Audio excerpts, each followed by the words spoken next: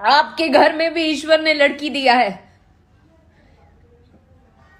मुझे लगता है शर्म करनी चाहिए आप लोगों को।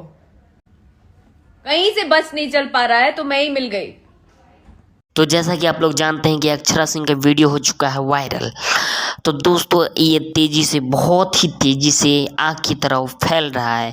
तो आप लोग को जानकारी के लिए बता दें कि ये अक्षरा सिंह का वीडियो नहीं है, कोई और लड़की का है जो कि आपको एडिट करके दिखाया जा रहा है। कुछ यूट्यूबर हैं या कुछ लोग हैं जो इनको तेज़ी से वायरल करा रहे हैं। तो आप लोग को बता दें कि भोजपुरी इंडस्ट्री की भी हमारी शेरनी है अक्षरा सिंह, तो ये ऐसी गलत काम कर ही नहीं सकती। तो आप लोग भी देख के बताइए कि कौन सी है ये, सच में अक्षरा सिंह नहीं है या है।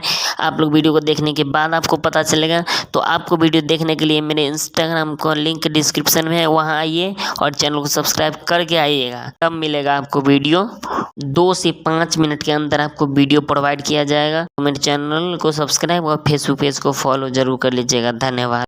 ऊपर कैसे हो जा रही है? पूरा टीम बैठा के एक गेम करो। आप में दम नहीं है क्या सामने आने की?